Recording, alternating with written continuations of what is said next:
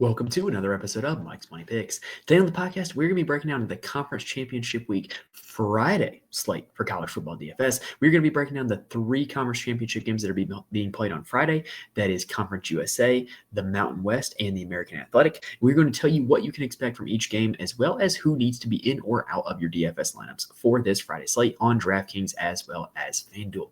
Now, I got to be honest, this is a three-game slate, but it doesn't really feel like a three-game slate. It kind of feels like, with all the limited options on some of these teams, it really feels like a two-game slate. There's really not a whole lot of options to build. So we're going to kind of break down all those options and really see if you can create some angles for yourself to win some DFS contests here on this slate. And we're just going to do it, but from a game-by-game perspective like we do always. Now, make sure you're subscribed to the channel that we can be with us through the rest of the college football season, including the Saturday main slate, which will be dropping tomorrow night, and then including all of bowl season as well, including those college football playoff games. So, it should be a great end of the college football season. If you're subscribed, you'll be able to be here with us for all of it. If you're not subscribed, do so now. But also, you'll be able to have access to our college basketball content as well, because we do love college basketball here as well. And we'll be covering college basketball pretty much almost exclusively once college football season is over, and covering that all the way up until the Final Four in April. So it'll be a good time for both those sports. If you're subscribed, you'll be able to be here for both of them. All right, without further ado, let's go ahead and dive in. We got three games to break down. Let's go ahead and get started. All right, so the first game up on the docket is going to be, in my opinion, the best one to target on DraftKings and FanDuel this week. It is the Conference USA Championship game between Western Kentucky and Jacksonville State. This one is being played at Jacksonville State. It is a home game for them. And the Gamecocks are 4.5-point favorites with a game total of 57.5 points, meaning the implied total is about 31-27 in favor of Jacksonville State. Now, the interesting thing here is that these two teams literally just played last Saturday. You do not see this happen very often at all in college football, where teams playing back-to-back weeks, but that's what's happening here. And in that game last Saturday, I did not watch this game. I'll be honest, there were much better games on. It was not on the DraftKings slate. I was not super locked in, super paying attention to it. But looking at the box score, I do think it tells a little bit of a story. And Western Kentucky won that game 19-17. It was much more of a low-scoring affair than what we're expected to see here in this one. And a big reason why is because Jacksonville State's quarterback Tyler Huff left that game early. He basically left the game and then came back, apparently. But he didn't play a whole lot once he came back, and was eventually kind of like subbed out again, from what I could tell. So his health is certainly in question. We don't know whether he's going to be able to play in this one. The fact that he was able to come back in that game does matter quite a bit. But if you're wondering why the score was so low, with it being 19-17 and then this one being implied 57.5 points, it's very clear what Jacksonville State's game plan was. Jacksonville State's game plan was to limit Western Kentucky's vertical passing attack, and make them dink and dunk and drive down the field and be stout in the red zone. And it's really what they did. And the stat that really bears that out to me is when you look at Elijah Young, Western Kentucky's running back statistics. He had 19 carries in that game, but he also caught 7 passes and scored their only touchdown. So really, at the end of the day, they were really forcing Western Kentucky to check the ball down, not letting them throw deep down the field. And so it's going to be interesting to me here in this game if that is going to be the game plan again for Jacksonville State, and they're just going to say, okay, we've got our quarterback, we're going to run the same game plan back and hopefully we'll win. Or is Western Kentucky going to be able to adjust, or are they going to do things a little bit differently? So to me, there's a little bit of a chess match to be played here in this game. Now, from a DFS perspective, let's go ahead and break it down. Just holistically, right?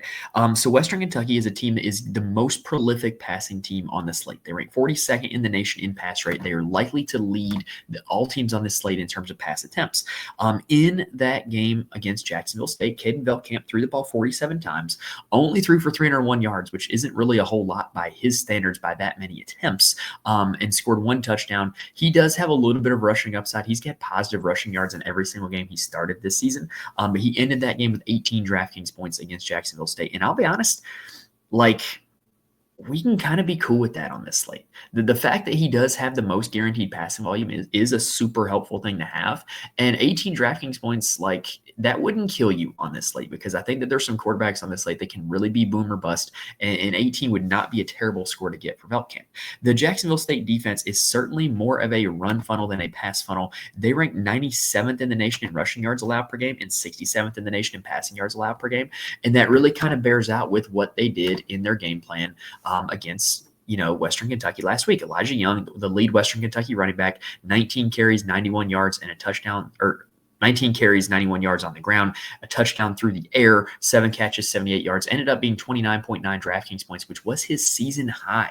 So anytime you get a guy that, he had his season high against an opponent and now he gets to face him again, I think that's a really good spot for Elijah Young. He's probably my favorite play on this Western Kentucky team. And being totally honest, I think he's one of my favorite plays at the running back position because I think it's from a price adjusted perspective.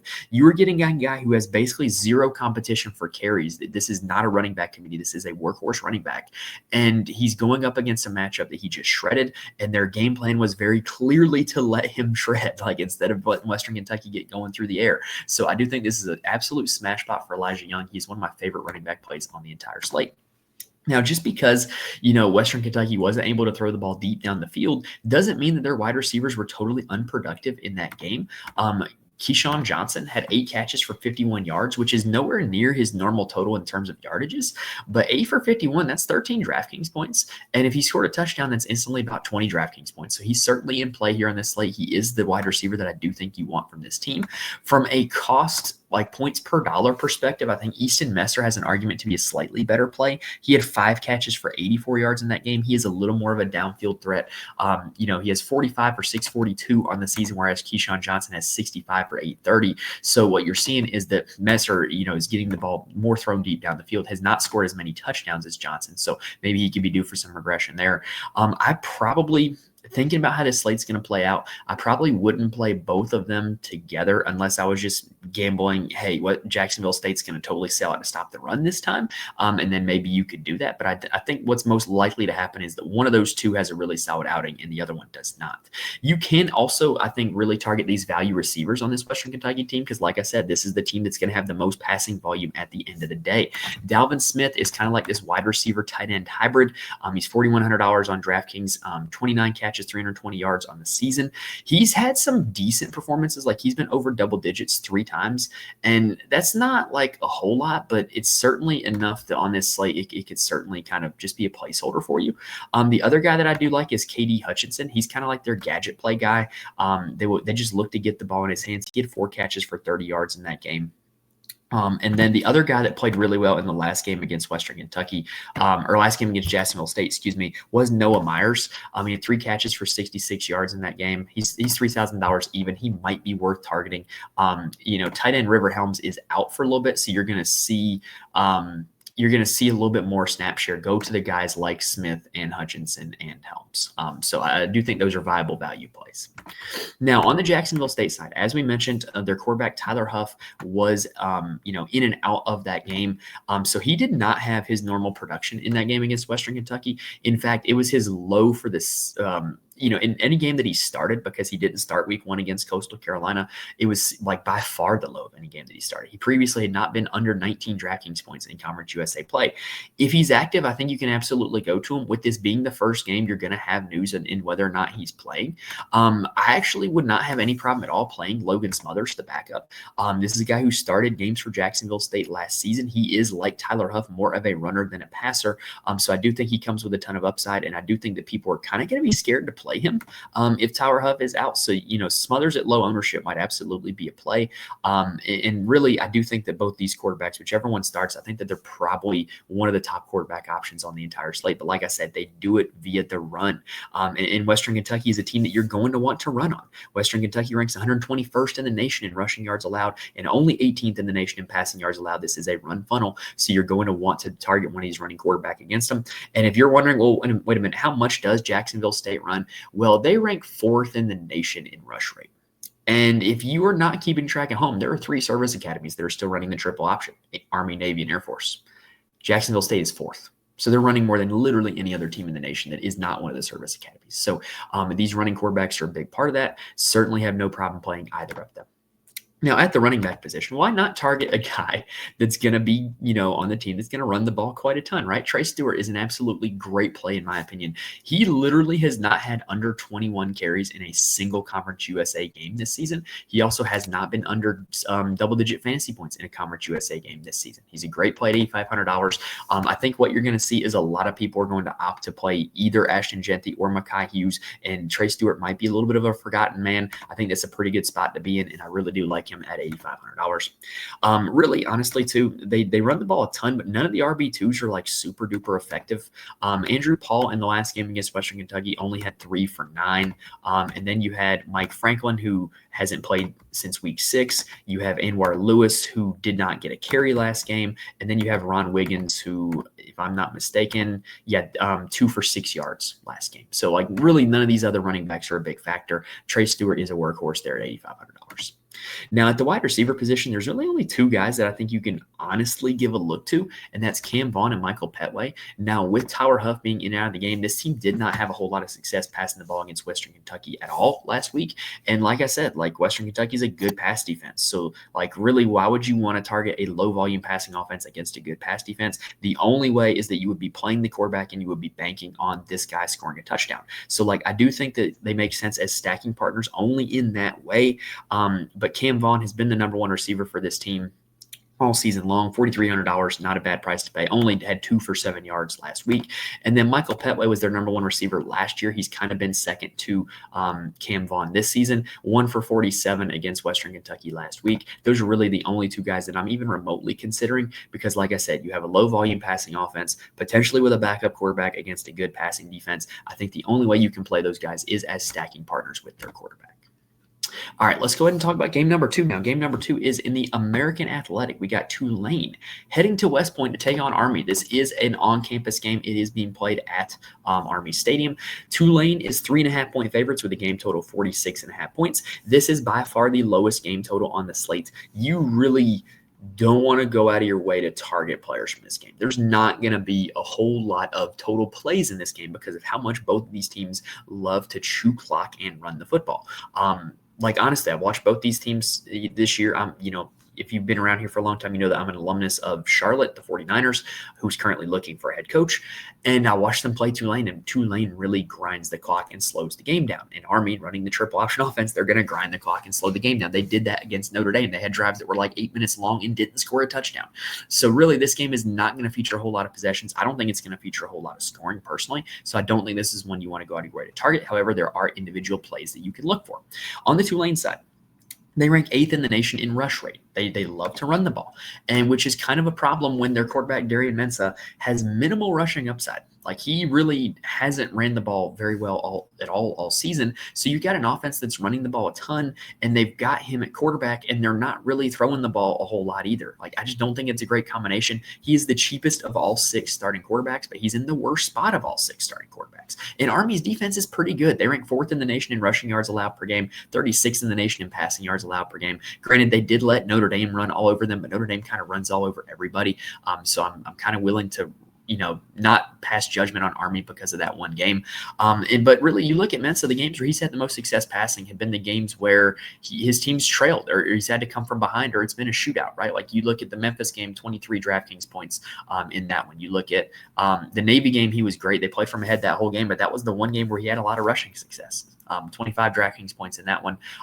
The South Florida game, he really aired it out, 326 passing yards, but that was only on 22 attempts. Like, there's just a very narrow pathway for Darian Mensah to have fantasy success. But if you want to try it, no, I don't think anybody else is going to play him. So I think you can get him at low ownership. That's my best argument for playing him. At the running back position, this is another workhorse running back in Mekhi Hughes. Granted, he put up a total stinker against Memphis, only 9 carries for 15 yards in that game. But previously to that, he had been over 19 DraftKings points in every game against American Athletic competition and over 16 DraftKings points in every game against FBS competition because Oklahoma, he had 16. So, like, this is just a super consistent performer who gets the ball a ton. I think he's a good play, but I think that Army run defense is not all that great. I do think it is pretty great, I should say. So I really don't think that I totally misspoke there, y'all. The Army run defense is pretty good. So really, with Mekhi Hughes, you're going to need some touchdowns, bottom line. If he gets in the end zone a few times, he's going to have a good day. If he does not, he will not. Which, oh, by the way, I forgot to mention at the quarterback spot, Ty Thompson comes in the red zone and relieves Darian Mensah and kind of just is like this red zone rushing threat and totally takes away some of his red zone opportunities. That really does lower the upside of Mensah a little bit as well. Now, at the wide receiver position, this is not really the spot we want to target a wide receiver, right? We got a low passing volume offense going up against a good passing defense in a low total game. But Mario Williams is certainly the alpha receiver for this this team. Against Memphis, he had 7 for 130 and a touchdown. He's a USC transfer who is going to be one of the most talented guys on the field. I don't mind the idea of playing him because he could absolutely break off a big play. I'm willing to play him as a one-off play, not just as a part of a stack, but obviously if you're playing the quarterback, you want to stack him with one of his receivers anyway. Dante Fleming is the wide receiver 2. He was shut out against Memphis, but prior to that, he had been pretty consistently contributing to this team. But Williams is very clearly the wide receiver 1. That's the guy that I'm really going to want to target. Keith Brown is another receiver who he had more success against Memphis than Fleming did. He had 4 for 93 in that game, but less consistent production out of him from what you've seen from Fleming all season long. But he's only $4,100. If you're looking to play somewhere for this Tulane receiving core, I'd really just stick to those 3 or maybe the tight end Alex Bowman. But really, if you're playing Mensa, stack him with one of those 3. If you're not playing Mensa, I do think you can play them as one-offs because there is a chance that they just break off a long pass play. Now, on the Army side, this is going to be the shortest team preview of all of them. I'm not playing anybody on Army except the quarterback. And really, I'm not going to be playing a whole lot of him. So Army ranks first in the nation in rush rate. Shocker, right? They are going up against a Tulane defense that ranks 32nd in the nation in rushing yards allowed and 23rd in the nation in passing yards allowed, 14th in total defense on the season. This is a really good Tulane defense. And Tulane played Navy 2 weeks ago. And in that game, they beat Navy 35-0. Navy runs the triple option, not exactly like Army does, but in a fairly similar way to what Army does. So that does not bode well to me that you've got a triple option team going up against the defense that just totally shut down a triple option offense 2 weeks ago. That does not bode well for Army at all, in my opinion. But if Army's going to have any success, it's going to be because of quarterback Bryson Daly. They got absolutely boat raced in that game against Notre Dame, but he carried the ball 39 times in that game, scored both of their touchdowns, had 28 DraftKings points. So really what I'm saying is, unless Army totally gets shut out like Navy did, Bryson Daly is going to get his. He's going to put up DraftKings points as long as this team can get in the end zone. He's been over 20 DraftKings points every single game this season. And really in conference play, he has been over 29 DraftKings points in all of them. He's going to get his points. So really, here's the bottom line when it comes to Daly. If you play him, you just need Army to score points because he's likely going to be the one scoring them. I don't think the upside is what you've seen from him. Obviously, we've seen him go over 40 DraftKings points 4 times this season. I don't think that upside is there against this Tulane defense. But I do think that if Army has any success, it's going to be because of Daly. I think he is a decent cash game play. I do not think I would be playing him in GPPs because I think the reason that people are playing him is because they see these super high point totals, and I just don't think he's going to get there against this Tulane team. I think there's a chance that Tulane could totally blank him. At the running back spot, we do have to talk about him. Kanye Udo is their primary B-back. He is the dive guy in the triple option. He is a super touchdown-dependent play. In the Air Force game where Bryson Daly was out, he absolutely smashed 158 yards and 2 touchdowns. But since Bryson Daly's been back, he has not surpassed 6 DraftKings points. And any of them, it's been not because of lack of volume or lack of attempts. It's been because of he just hasn't scored a touchdown. So I'd have a hard time playing him in this game environment against this Tulane defense when he's totally touchdown dependent.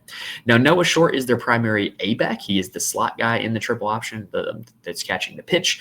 He is, a primary receiving option for this team. He's a big player bust guy. He breaks off a big play, he can be okay. If he doesn't, he's not going to give you anything. And then Tyrell Robinson is the backup B-back. He had 5 carries in that game against Texas San Antonio, 3 catches for 46 yards and a touchdown in that game last week against them. More involvement in the game plan than he had all season. Could there be something there? I don't know. He's $3K. Maybe if you want to give it a roll of the dice, I wouldn't complain. I am not playing any Army receivers given that they are first in the nation in rush rate.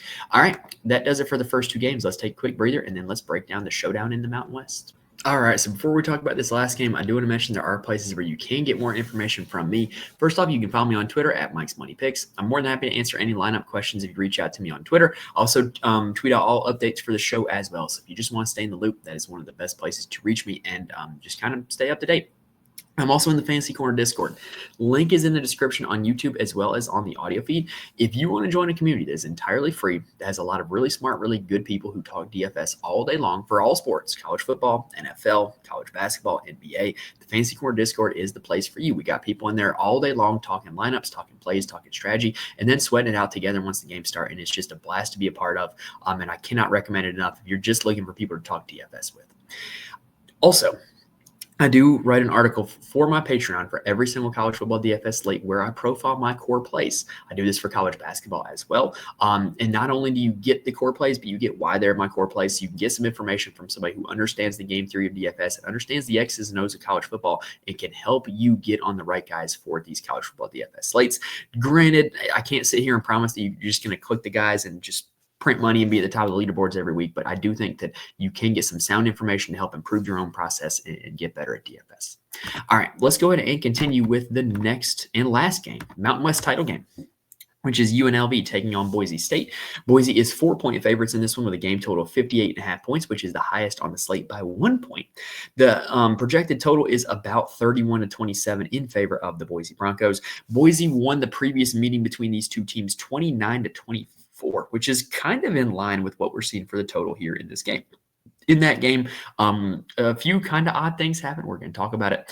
On the UNLV side, they're quarterbacked by Malik Williams. However, he is primarily a runner and not a thrower. He has had double-digit rushing attempts in every game that he has started. He became the starter midseason when Matthew Sluka oddly had his NIL thing and said he was redshirting, and it was super weird. But yeah, he is the starter now for this UNLV team, and their only loss on the season is to Boise. It's actually quite impressive how they've been, in my opinion.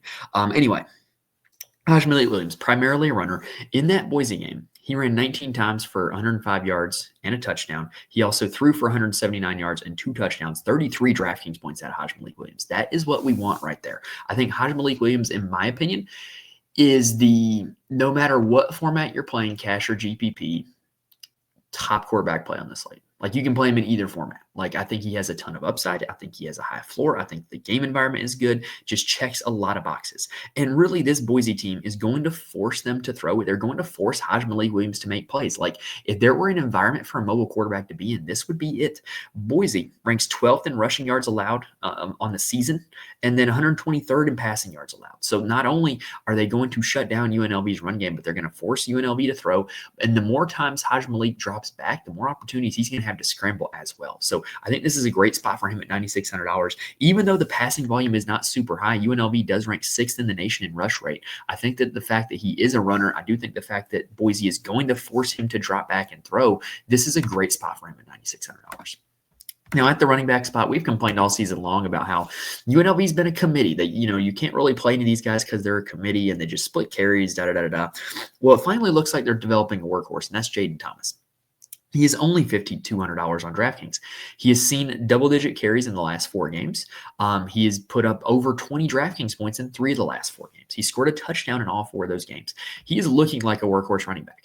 Here's the only downside. We mentioned Boise's really good run defense, 12th in the nation in rushing yards allowed per game. Previous game against Boise, 7 carries, 43 yards. That ain't going to cut it. I think he is an interesting pivot off of Malik. If you don't want to play Malik, I do think playing Jaden Thomas is a viable strategy. But this is a really good run defense. I don't really want to play a running back going up against a really good run defense. Now, the other running backs are still going to see carries. Kylan James has seen 6 and 10 carries in the last 2 games. Greg Burrell has seen 4 and 11. So, it's not like these guys are going to get shut out, but it is certainly trending in the direction of Jaden Thomas being more of a workhorse back. If you were to play an RB2 on this slate, this isn't the worst team to play an RB2 from because you know that those 2 guys are going to be in the game and get carries. But, man, it's a tough run defense. I don't think that's necessarily – I don't really want the smoke with this Boise run defense is what I'm trying to say.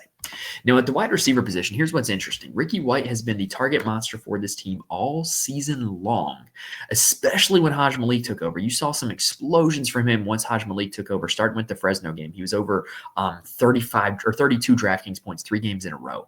But he's kind of cooled off here to end the season. He's been under 17 DraftKings points for 3 straight games. The Boise game, he had 5 for 57, which is 10.7 DraftKings points. That's not great. That's not going to cut it from a PPR points perspective.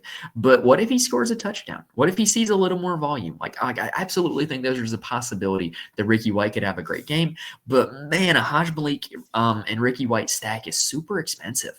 So I don't know. I'm definitely going to be getting exposure to him, but it's probably just going to be as a stacking partner with Malik because, like we said, they're going to force him to have a lot of dropbacks, and a lot of those dropbacks could go to Ricky White. Interestingly enough, in their last game, Ricky White had 5 catches for 55 yards. Jacob DeJesus, 6 for 84 in that game. Only 1 target difference. DeJesus had 1 less target than Ricky White. So every now and then, DeJesus has these games where he is used every bit as frequently as Ricky White is. And last week was one of them. The game against Boise was not one of them. 1 catch, 6 yards for Jacob DeJesus. So DeJesus is going to make my player pool because, like I said, there are random games where he just out-targets Ricky White. But I don't think it's a super likely outcome. He's certainly more of a cheaper stacking partner with Malik Williams. He's certainly going to be lower owned on DraftKings than Ricky White. So I do think that like there's merits to playing him, but I don't think it's a super likely outcome that he ends up smashing. Now, Kelio Balungai is the tight end. I hope I said that correctly. He had 1 catch for 9 yards and a touchdown against Boise. He's also scored touchdowns in 4 straight games. $3,100. He's a super touchdown dependent play, but I think he's playable. Casey Kane is a Texas transfer. He is their slot, not used as a part of the game plan super often. Has not caught a pass in either of the last 2 games. And then really those are the only guys that I really feel the need to talk about on this UNLV team. So let's go ahead and talk about Boise. On the Boise side, they've got quarterback Mason Madsen, who's at only $6,400. He averages well over 3x value for his price tag, which is pretty solid. And you look at his last 6 games, he's been over 21 DraftKings points in 4 of his last 6 games. Like, this is pretty solid numbers for Madsen, if I got to say so myself. The game against UNLV, you ask. In that game, he threw for 209 yards and a touchdown, also ran the ball for 58 yards and a touchdown. He's not a super effective runner, so that was a little bit of an outlier, but 24 DraftKings points will absolutely take that. And that's a solid performance. I think he could absolutely do it again.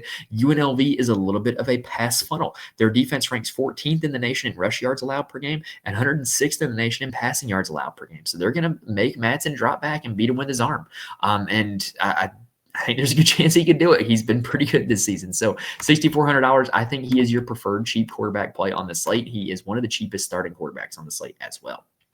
Now, at the running back position, there's a guy that is, in my opinion, should win the Heisman Trophy that is in this backfield, and that is Ashton Jeanty. Now, the good news, his salary decreased by almost $2,000 from what it was last week. The bad news, it's still $12,500, but he's playable. He's Ashton Jeanty. He's the best running back in the nation. He has literally not had a bad game this season against FBS competition. His worst game was against FCS Portland State, where he only ran for 15.7 DraftKings points. Every other game, he's been over 25. It's crazy. Like, if you're playing cash games, just put him in, pencil him in for 28 points, and you're good to go, right? GPPs, he could absolutely smash. I could see it. In the previous game against UNLV, he carried the ball 33 times, 128 and a touchdown, 25.9 DraftKings points. That's not like his best. In fact, it's his worst game against FBS competition this season. But, I still think that that's totally okay with where his salary's at and with what we're looking at on this slate. Like, that's 2x value for his salary. This slate is not exactly super sexy with value plays. So I don't mind it, and I think that he's absolutely in play. Granted, this is a good run defense. It's one of the best run defenses he's seen, but he's Ashton Jeanty. He absolutely has the ability to overcome it. If you're playing multiple lineups, this is not a guy that I would lock into my lineups because he's going to be highly owned. His results are going to be highly volatile, but he's got to be a guy that's in your player pool, in my opinion. Like, if you're playing 2 lineups, do 1 Jeanty, 1 no Jeanty, and move on. I do think you can play Madsen with Jeanty for the record, because Jeanty exists in kind of his own sphere, where you look at some of the games where the Boise offense has been really successful, and both of them have gone off, both Madsen and Jeanty. So I do think that you don't necessarily have to just pick one of the 2.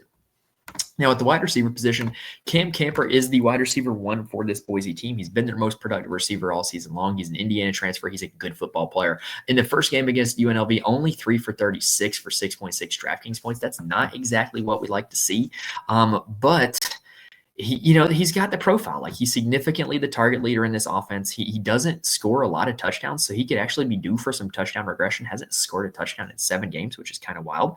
And really, if anybody in this passing offense for Boise is going to score, he's the most likely one to do it. So I don't mind playing him at $4,400. I think that's a super reasonable price tag. And then you look at the rest of the options. They didn't really have one receiver go off in that game against Boise. Austin Bolt had 2 for 43 in that game. He's almost an every down player. Pierce Strachan had 2 for 43 in that game. Also, again, he's almost an every down player. Matt Lauder, the tight end, had 4 for 38. really, like, you just didn't really see one receiver go off against UNLV. Those three guys will all play a decent amount of snaps. I think they're all in my player pool for this. But my favorite Boise receiver is going to be Lawrence Caples. Or I'm sorry, why did I call him Lawrence Caples? Was there another receiver that was Lawrence Caples? Maybe. Anyway, this is Latrell Caples. Now I'm going to be stuck on that. Who am I thinking of? All right. Anyway, Latrell Caples, $3,100 for Boise. He has had one monster game this season. It was against San Diego State. He went 6 for 90 and 3 touchdowns, 33 DraftKings points. He has 4 other games where he's been in double digits, which will take it at his salary. Basically, he used to be this Boise team's wide receiver 1 a long time ago. And he was injured. They kind of had a weird offense last year with Taylor Green, not really the super high volume passing attack. And he's just kind of been embattled. And started the season this year, he wasn't really a full-time player. The first 2 games, he was pretty good. And then he kind of fell out of favor, got injured for a little bit. And then now he's back. Right. It's San Diego State, 6 for 90 and 3 touchdowns. Other than the Nevada game where he didn't put up a fantasy point, his last 5 games were 33 against San Diego State, the goose egg against Nevada, 13 against San Jose State, 8 against Wyoming, 13 against Oregon State. He's consistently a part of the game plan. He's consistently one of their most targeted receivers. I think he's a mispriced at $3,100, and I think playing him allows you to get to a lot of the rest of the high price plays on this slate, because let's be honest, this slate, it's kind of like a stars and scrubs slate to me. There's not a really big mid-tier at any position. And it's really not like guys that I want to there's not a whole lot of receivers I want to target out there. And so why not go all the way down to $3,100 and play Caples? And, just so what if he doesn't do anything? He's only $3,100. It will allow you to get to the other plays you want to get to. He's probably going to be one of my most owned plays on this slate. All right. Anyway, that's going to do it here for this episode. We broke down all 3 games. Hopefully, we gave you guys all the information that you need in order to build some winning DFS lineups on DraftKings as well as FanDuel for this 3-game slate. If this video helped you out in any way, please hit the like button on YouTube. Please rate and review the audio. It helps me out a ton when you guys do that, and I really do appreciate it.